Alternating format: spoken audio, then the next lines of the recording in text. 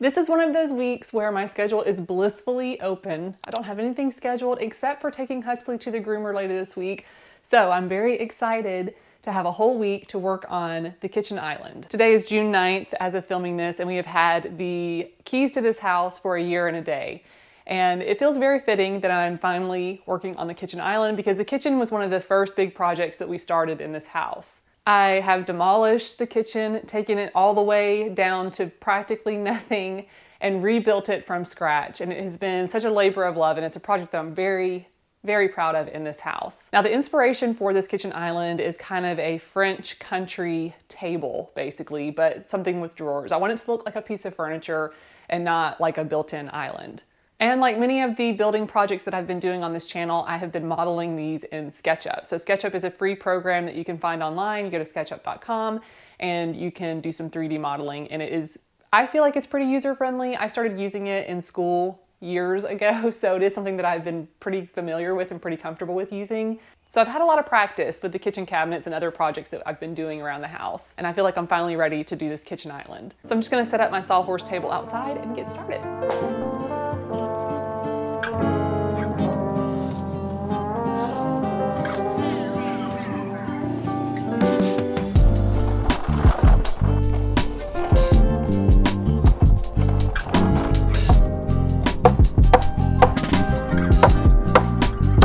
So I created this little like plywood carrying jig. I found it on this video. I'll link it in the description below. That's the same video where I learned how to create my little sawhorse grid table thing, which has been fantastic for cutting plywood. I use it all the time. Plywood is heavy it's heavy. It's very heavy and it's hard for one person to carry, and it's just awkward. The size is kind of awkward. So this makes it a little bit easier. It is still heavy, but basically I've got like a carrying handle, and then I've created like a little ledge that the plywood sits into, and then I can just kind of carry it like this with my arm straight down. You kind of want to center it on your plywood. Of course, I've got cords, that are just begging to be tripped over. Oh. And then the idea is that you can just pick it up here and carry it. The only issue is it's actually not that bad. Okay, this is better. Maybe I'm getting stronger. Ow.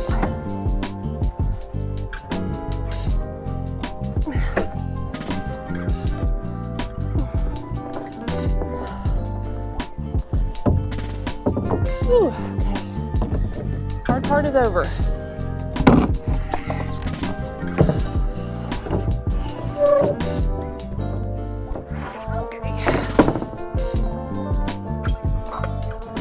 I'll be using a cut list to kind of help guide me for each of these cuts. I've already figured out how big all of my pieces need to be, and I'll be using 2 pieces of plywood. I'm gonna have to cut the 2 biggest pieces out of 1 piece of plywood, and then I'll have to start over with the next one because this little space here wasn't big enough for these 2 pieces. But my goal today is just to get these 4 pieces cut and possibly start assembling the table. And if I feel good, I might keep going, but we'll see.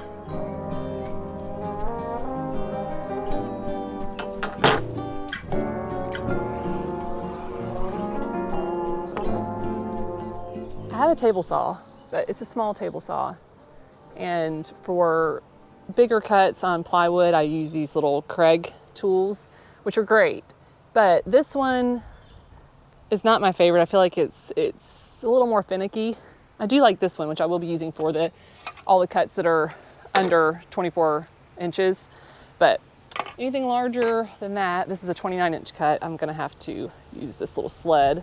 It's just hard to calibrate. And because of that, I have to really be careful when I cut.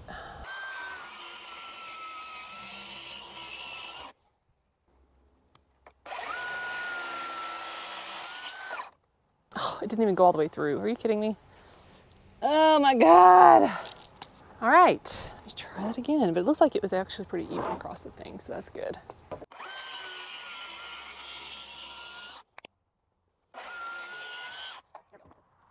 Nice.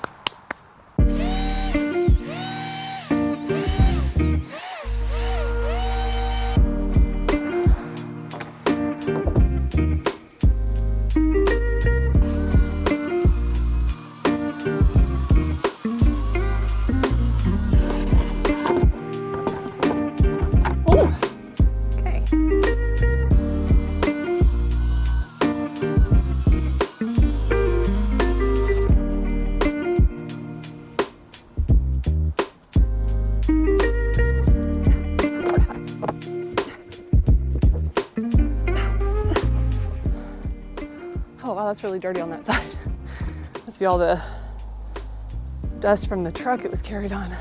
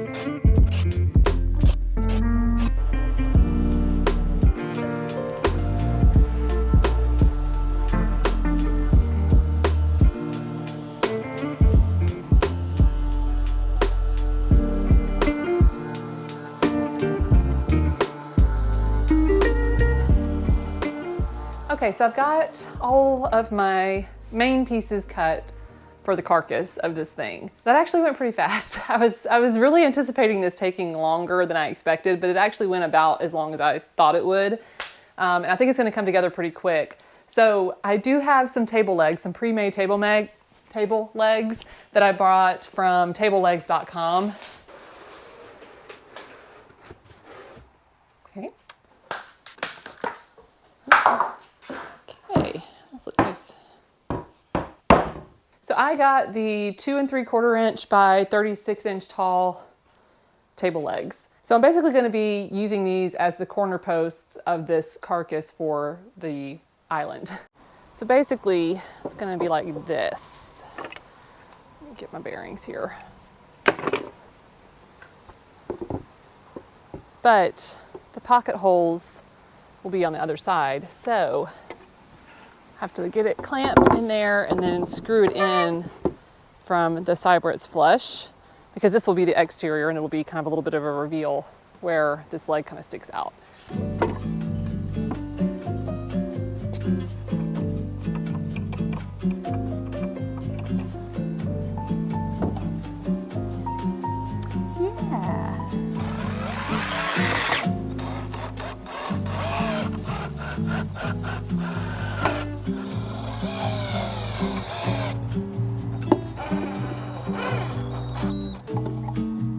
That's pretty freaking nice.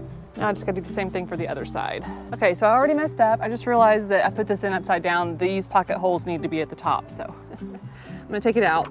But I'm gonna do the same thing to attach it the right way. Live and learn. But at least I know my concept works.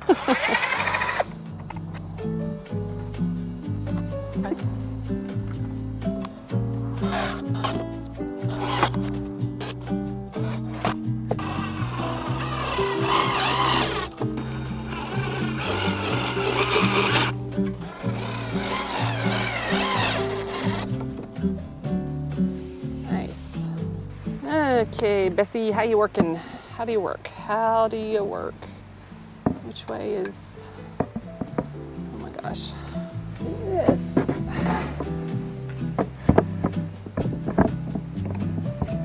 Just get it to hold for a little bit, and I will adjust. So I drew myself a line here for where this side needs to line up with. So that's going to be 22 inches from the front.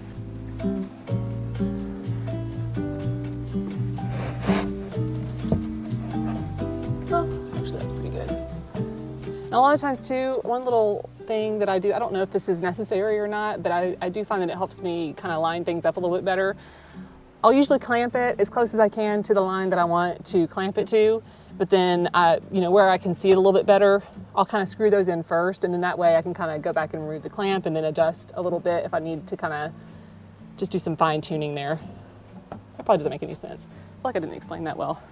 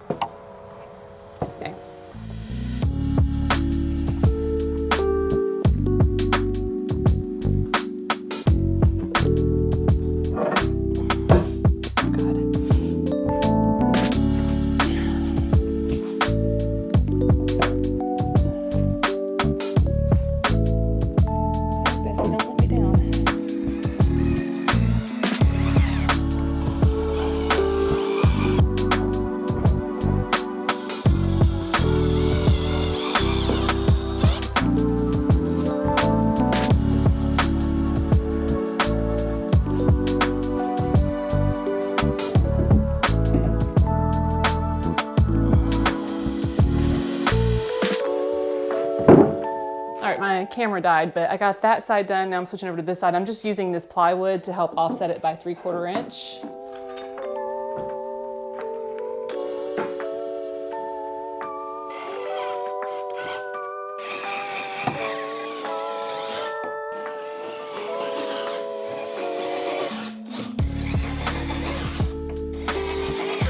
Oh yeah. Woo. So this will be the part where you sit at the bar, and then I'll have drawers on this side here. I think I'm gonna call it quits for today because I do need to get some more materials for the face frame of this thing. I'm gonna be doing a face frame similar to what I did on the kitchen cabinets, and so I need to get the pieces for that. I did not order those because I do like to pick those pieces out myself. Plywood's a little easier, but for like solid wood pieces, I like to pick those myself because those can get really warped, and I like to pick really nice straight pieces. But maple is a little bit straighter and harder than poplar, so I'm hoping I'll be able to find some good pieces for that. All right, it's the next day, and I went to the Home Depot this morning and picked up some 1x2s for the face frames of this little kitchen island cabinet table thing. Now, when I built the kitchen cabinets, I used poplar 1x2s, and poplar is, I think, technically a softwood, but this time I picked up maple 1x2s, and these are just a harder wood. They're a lot straighter. They seem a lot more stable. This is what I'm going to be using for the face frames. So I'm going to start cutting these down to size. My face frame height is going to be 18 inches, so I'll have 18-inch tall stiles. I always get them confused, rails or stiles. I think stiles are the vertical pieces. So I'll have 4 18-inch tall stiles that will be equally spaced across the face frame, and then I will have basically 2 rows of drawers. So then I'll create the rails that will go between those stiles to create 3 sections of drawers that are 2 drawers high. And I'm gonna make them all the same size. And to assemble the face frames, I'm gonna be using pocket holes again. So I'll be sure to drill the pocket holes into the ends of the rails and then screw those into the stiles to create the face frame. Now I also need to create 2 dividers to go inside the carcass of the cabinet. And this is gonna be what the hardware attaches to for the drawers. So I will also cut those, and I'm also gonna attach the face frame to those as well to kind of create a little extra stability there.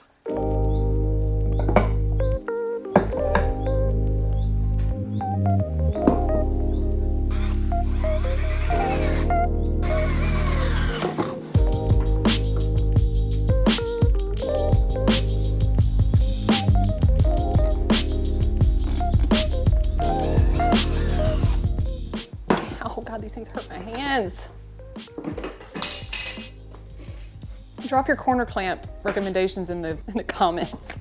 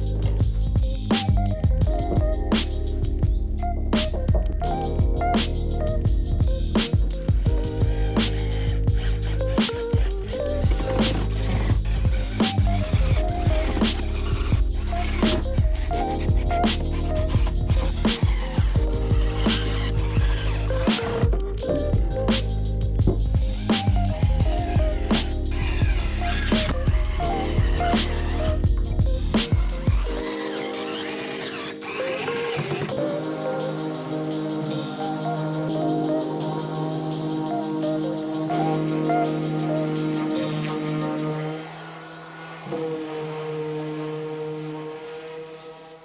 right, it is the next day and I want to start testing out some stain samples. I want to start testing out some stain samples. So I picked up some small stain samples at the Home Depot. Also got a little bit of wood conditioner, and I just picked up a few different colors that I thought I might want to try mixing to get the perfect color. Now the wood tone that I'm going for is a little dark, probably like a medium dark color. I want to definitely go darker than this, but I don't want it to be as dark as our dining room table, which we've been using as a temporary island. I do have a little Lazy Susan thing that I picked up at like Home Goods or TJ Maxx, one of those stores. I really love the tone of the wood stain on that piece. I think it actually works really well with the color of our floors. There's just a slight pink undertone in the floor color, so I kind of want to complement that with whatever I stain this with. I think I'd like it to be just a little bit lighter than that, but still kind of on the dark side. And it's one of those things I feel like I'll know it when I see it. So I'm gonna work on staining some scrap pieces of wood just to kind of get an idea for the color that I want to use. I also picked up some plastic wood because I do want to fill some of these pocket holes that I have that are going to be exposed just here on the kind of bar side of the island. So I am going to fill those before I stain everything too, because this is a stainable wood filler. But I kind of want to mix a couple of these because I like this one because it's a little bit more of a neutral brown. But like this has a little bit of that pink in it. This has a little bit more red in it. So I may kind of experiment with these three. Maybe one of these would work just by itself. But anyway.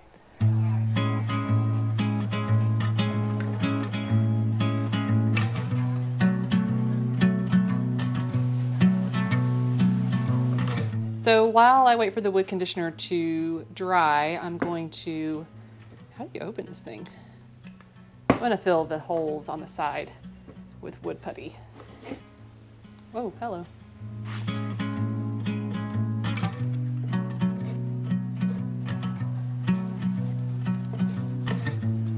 Ooh, strong.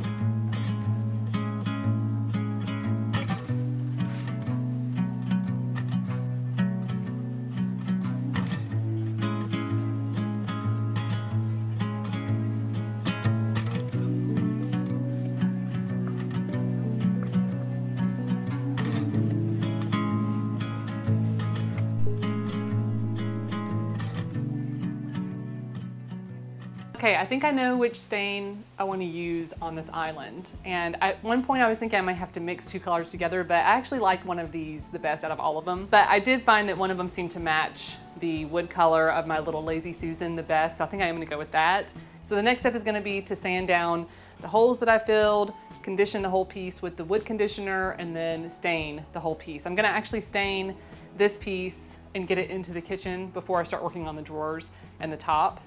But I'm gonna save that for next week's episode. So thank you guys so much for watching, and I will see you in the next one. Okay, bye.